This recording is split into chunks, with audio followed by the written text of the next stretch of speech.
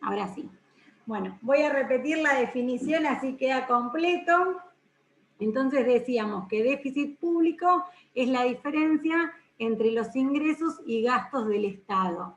Los ingresos que los reflejamos a través de la recaudación, ¿sí? Esos son los ingresos del Estado, que básicamente sería nuestra T mayúscula, los impuestos, menos la G mayúscula, el gasto público, ¿sí? El gasto que hace el Estado en la compra de bienes y servicios, el pago de los salarios, para la provisión de servicios públicos. Cuando los gastos del Estado superan a la recaudación, a los ingresos, se da lo que llamamos déficit público, ¿sí? Si hubiera mayor ingreso que mayor gasto, hay un superávit. El tema es cuando hay un déficit, cuando los gastos son, por ejemplo, por 1.000 millones y la recaudación son 500 millones. Si esa brecha negativa es el déficit público. Nosotros vimos algo que con la política fiscal, justamente los instrumentos que tiene la política fiscal son los impuestos y o el gasto público. Entonces, para evitar el déficit fiscal, lo que se podía hacer era un aumento de impuestos y o reducción del gasto público. ¿Se acuerdan que habíamos visto política fiscal expansiva y restrictiva? Una política que no es del todo popular, ¿sí? Suba impuestos y disminución de gasto público. Pero cuando nosotros acá abordamos déficit público, ya nos estamos refiriendo cuando ya se recaudó y se gastó y tenemos una brecha negativa, ¿sí? Se gastó por 1 millón y se recaudó por 500.000, ¿sí? Entonces, esa brecha necesariamente hay que financiarla, porque muchas veces son sueldos de los docentes públicos, sueldos de trabajadores, digamos, del Estado, ¿sí? Entonces, hay que financiar ese déficit público. Antes de ver las vías para financiar ese déficit público, hay también una categorización del déficit público, ¿sí? Como clasificábamos desempleo, como clasificábamos tantas cosas, al déficit público lo podemos clasificar en un déficit cíclico que tiene que ver con las fluctuaciones del nivel de actividad económica, ¿sí? ¿Se acuerdan cuando el PBI en términos reales se expandía, alcanzaba un máximo, se contraía y alcanzaba un mínimo? Ese déficit cíclico se produce, ¿en qué etapa, en qué fase del ciclo les parece que se va a producir déficit? ¿En la fase expansiva, en la cima, en la fase en que se contraía el PBI en términos reales o en el fondo valle?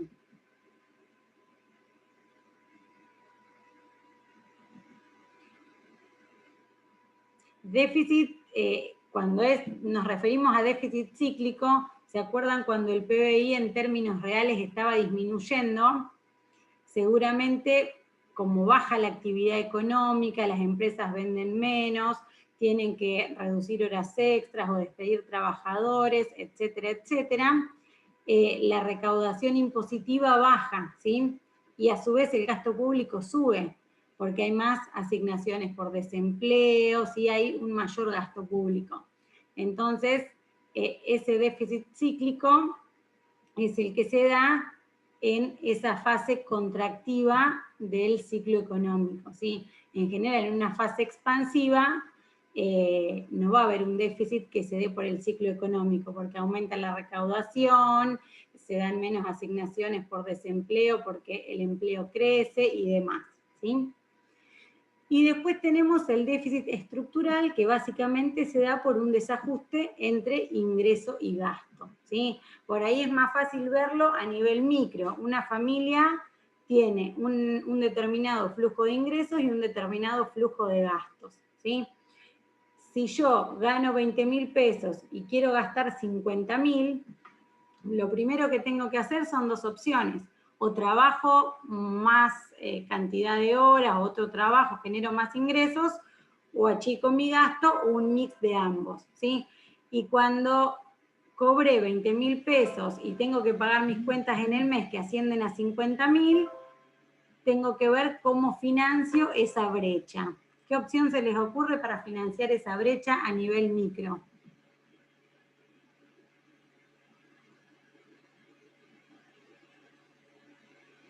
Están todos muy callados. Le pido prestado a algún amigo, le pido prestado a algún familiar, saco un préstamo en el banco, ¿sí? A nivel macro, acá como estamos hablando de déficit público, estamos hablando del Estado, aparece por ahí otra gama de opciones, ¿sí? Entonces, ese déficit público lo puedo financiar con emisión monetaria, ¿sí? O también financiarlo con deuda. El Estado puede financiar, bueno, si lo financia con emisión, ¿sí? Que lo vimos cuando vimos la bolilla de dinero, es poner nuevas monedas y billetes en circulación en la economía. ¿Qué consecuencia les parece que tendrá si financiamos ese déficit público con emisión monetaria? O no hay ninguna consecuencia, entonces no hay problema, el Estado gasta mucho, o la brecha del déficit puede aumentar, y emitimos dinero y cubrimos eso y no tiene ningún otro efecto colateral en la economía. ¿Qué les parece?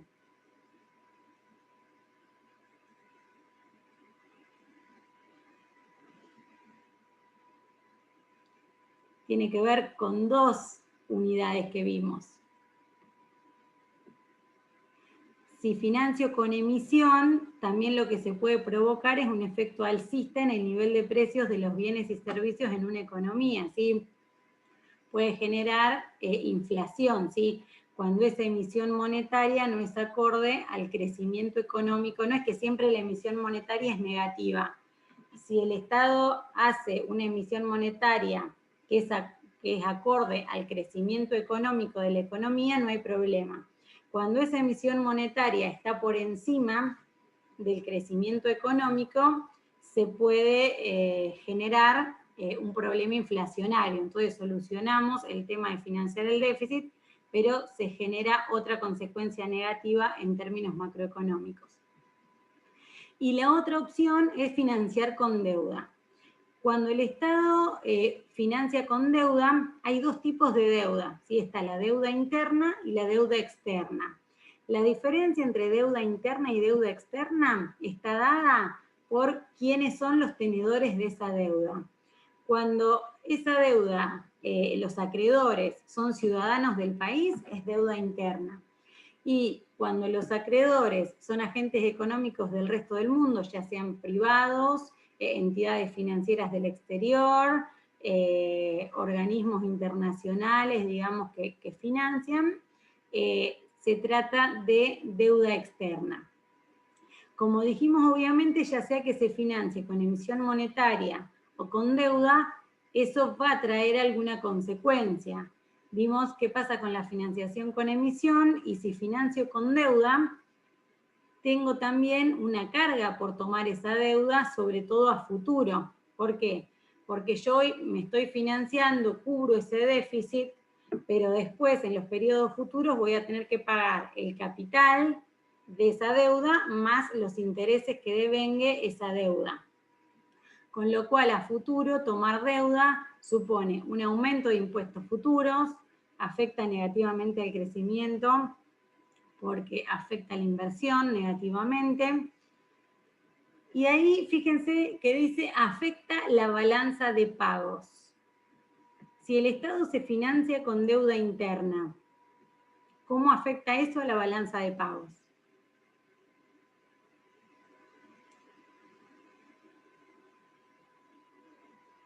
A ver, ¿afecta a la balanza de pagos la deuda interna?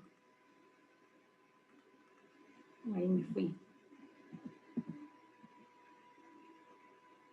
Hoy están recallados, nadie se anima a hablar, quedaron muy cansados de ayer del parcial, no sé qué pasó. Si el Estado se financia con deuda interna, recuerden que la balanza de pagos registra transacciones económicas entre residentes de una economía y residentes del resto del mundo. Con lo cual, si el Estado nacional, por ejemplo, se financia con deuda interna, no va a afectar en nada a la balanza de pagos, porque estaríamos hablando de operaciones entre residentes, ¿sí?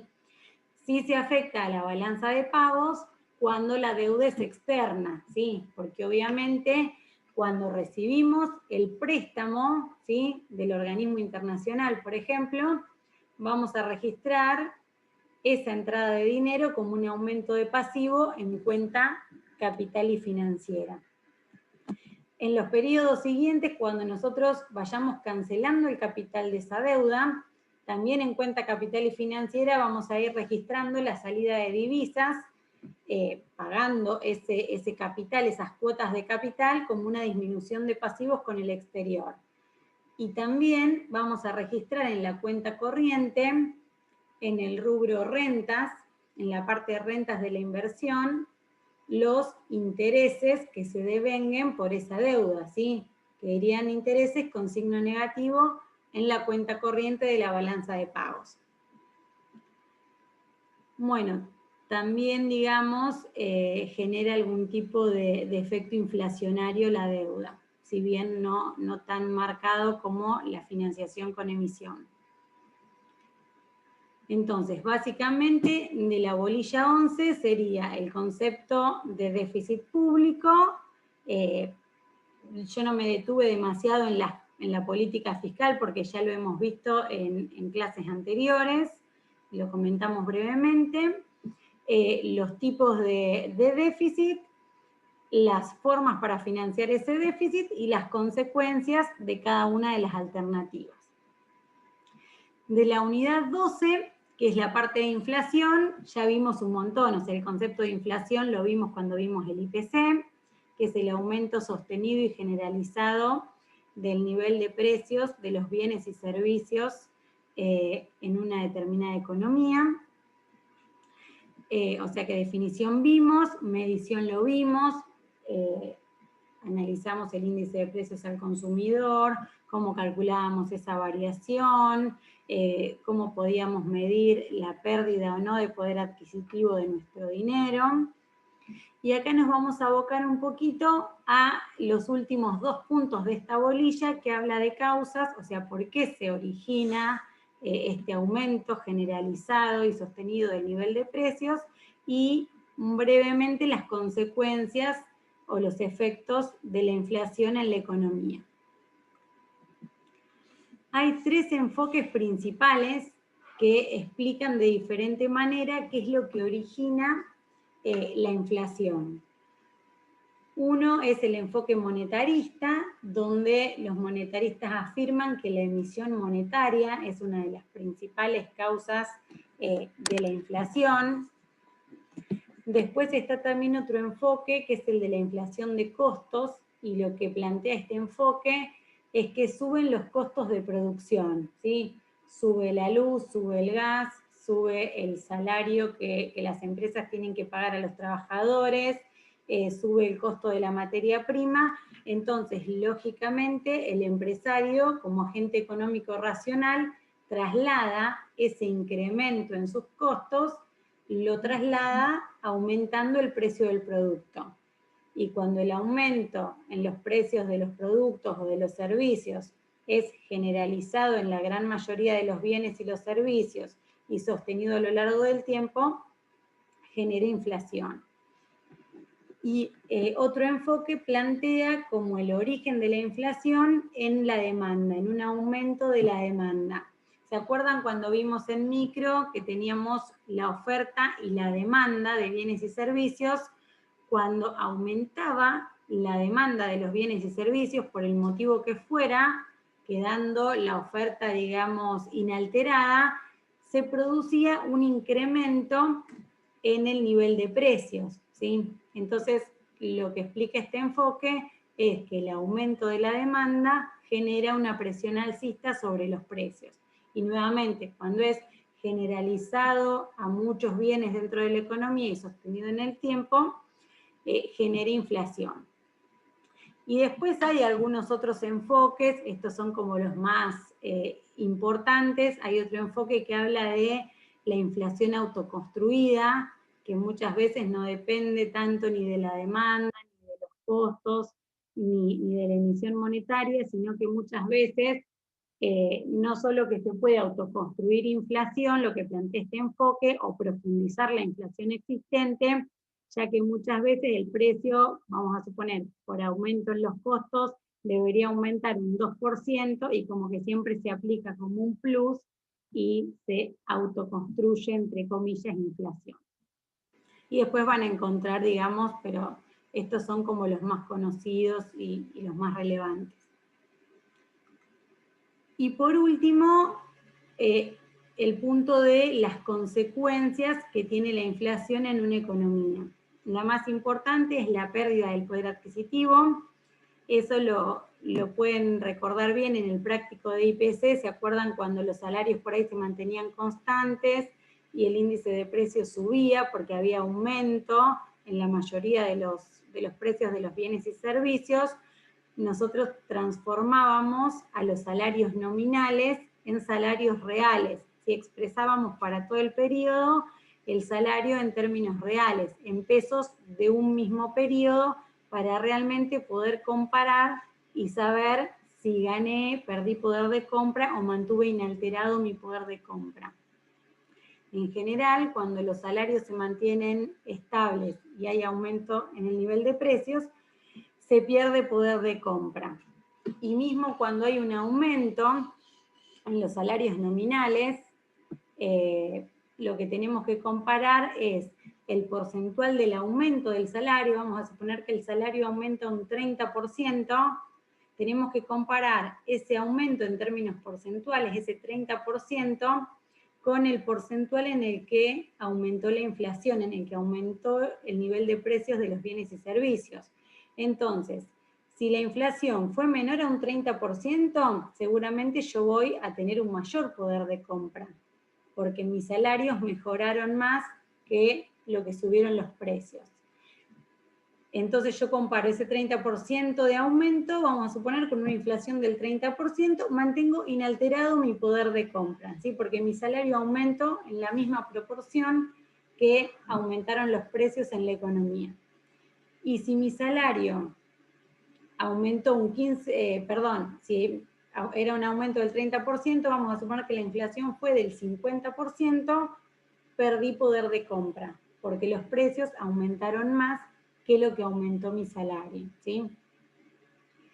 Obviamente cuando hay inflación, hay diferentes niveles de intensidad de inflación, ¿sí? Una inflación moderada, una inflación alta, una inflación galopante, una hiperinflación, ¿sí? De acuerdo, una cosa es que la inflación sea de un dígito mensual o de 2, o ha habido épocas donde las personas iban a la mañana a comprar un kilo de azúcar y valía un dinero, y ya a la media hora se remarcaba, o sea, sufrían los precios variaciones en el mismo día muchísimas, ¿sí? Había, digamos, una hiperinflación. Pero más allá de las intensidades, que obviamente lo deseable es que haya estabilidad en el nivel de precios, y cuanto mayor sea la intensidad de la inflación es más negativo en términos económicos, pero de todas maneras la inflación produce incertidumbre al saber que los precios en mayor o menor medida van aumentando. Esto induce a un menor ahorro y por lo tanto una menor inversión, porque la gente, con el fin de proteger su dinero, como sabe que los precios van a ir aumentando, aumenta también su demanda de productos, porque sabe que cuando vaya a comprar ese mismo bien a la semana siguiente o al mes siguiente, seguramente va a estar más caro, ¿sí? Bueno, perjudica lógicamente a quienes reciben una renta fija. Ahora ya la mayoría de ustedes que por ahí sea de afuera y alquila, en los mismos contratos de alquiler ya no se hace más un contrato de alquiler por un periodo de 2 o 3 años a valores fijos, ¿sí? Se hace algún ajuste semestral o anual, justamente porque el propietario de la vivienda se cubre ante posibles efectos inflacionarios. Pero si alguno de ustedes hubiera celebrado un contrato de alquiler acá en Junín por 12 meses a un valor fijo de cuota, el que paga esas rentas fijas, en el caso de ustedes, los inquilinos, o sea, se ve beneficiado, con la inflación, porque esos 10.000 pesos mensuales, por ejemplo, que pagan de alquiler, se van licuando con la inflación. En cambio, el propietario que recibe esa renta fija por 24 meses, se perjudica porque con esos 10.000 pesos el primer mes compra una determinada cantidad de bienes y conforme pasen los meses cada vez le alcanza para una menor cantidad de bienes y servicios. Lo mismo, el mismo ejemplo sería con los deudores y acreedores. Esto siempre teniendo en cuenta que se tome un préstamo sin ajuste por inflación, sin indexación, sin ningún... Obviamente, si uno hace un préstamo y lo ajusta por inflación, mantiene su poder de compra con las cuotas, porque se van a ir ajustando el valor de esas cuotas y se va a ir aumentando según aumente el nivel de precios. Pero si se toma un préstamo, ya igual en nuestro país prácticamente no existe, pero si alguien otorgara o pudiera acceder a un préstamo en cuota fija 100 pesos, por supuesto que endeudarse a tasa fija en pesos, en contexto inflacionario, beneficia en este caso al deudor. Y lógicamente perjudica al acreedor de ese préstamo. Los productos nacionales pierden competitividad con el exterior, hay malestar social, muchas veces lo que ocurre, por esto que yo les decía, que la gente con el objetivo de proteger el valor de su salario, por ahí compra, no sé, necesita comprar 2 leches, compra 5, necesita comprar un paquete de harina, compra 2 o 3, entonces muchas veces se produce acaparamiento y productos esenciales a veces quedan, digamos, sin stock. Vieron que muchas veces ponen en el supermercado, sobre todo en cuestión de aceites o productos esenciales, máximo una unidad por persona o una unidad por familia o 2 unidades, ¿sí? Para justamente que todos tengan acceso a esos productos esenciales. Y también hay un aumento oculto de impuestos, ¿sí? Porque de hecho las empresas por ahí comparan la facturación de este último mes en comparación al mismo mes del año anterior y duplicó su facturación. Y en realidad por ahí vendió muchísimo menos, solo que los productos subieron mucho de precios. Entonces también termina habiendo un aumento oculto de impuestos que se da justamente por este efecto inflacionario. Bueno, con esto quedaría, digamos, unidades 11 y 12 completas. No sé si tienen alguna duda, si algo por ahí no quedó claro. Están muy callados hoy. Vieron que cumplí con un solo Zoom.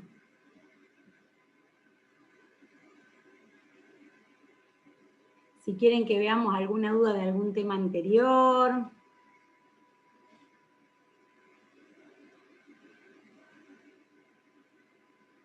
¿Entendieron todo espectacular?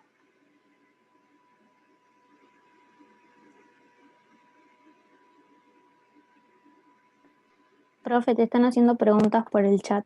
Ah, bueno, yo ya no me da para seguir aceptando, para filmar, para ver las preguntas del chat. Me cuesta siempre, no sé por qué me cuesta encontrar el chat.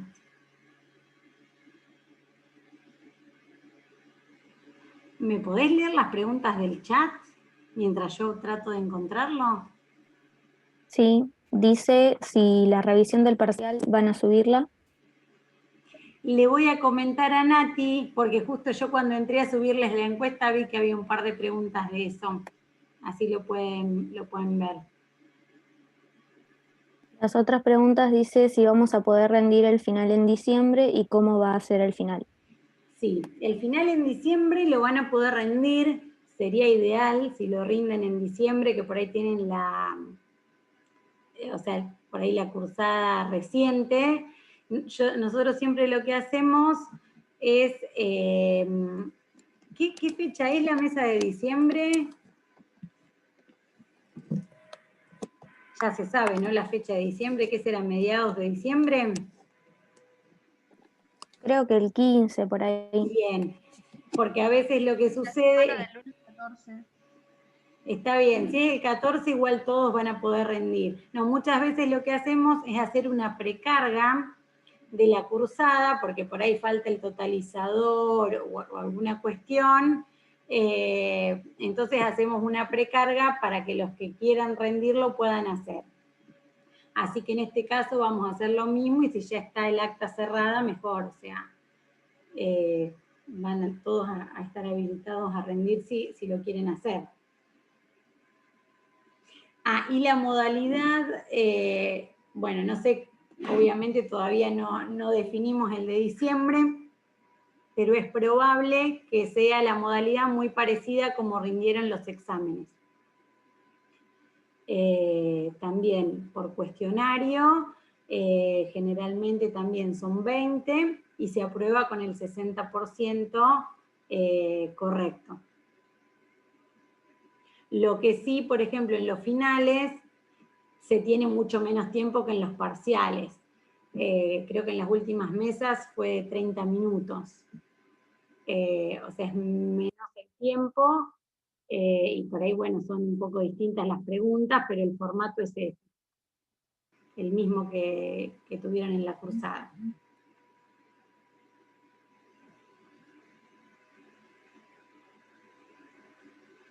Para los que se incorporaron más tarde, subimos una encuesta que en unos poquitos minutos, si la pueden hacer, sería genial.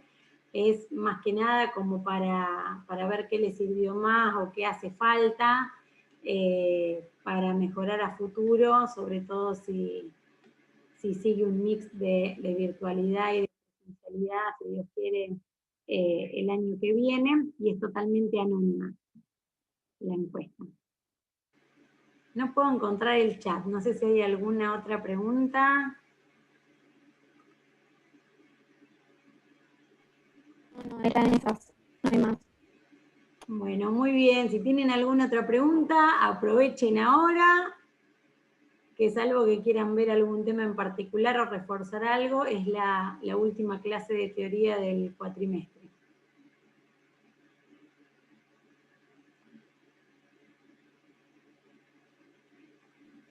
Bueno, si no hay más dudas, los libero. Un placer haber compartido esta cursada un poco particular, pero bueno, espero que haya sido útil y que les haya servido para transitar la asignatura. Sigue estando el foro de consultas, bueno, lo que necesiten, pero bueno, este es el cierre formal de las clases de teoría.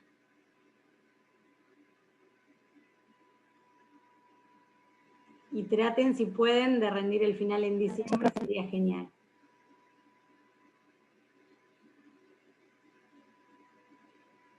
Bueno, hasta luego.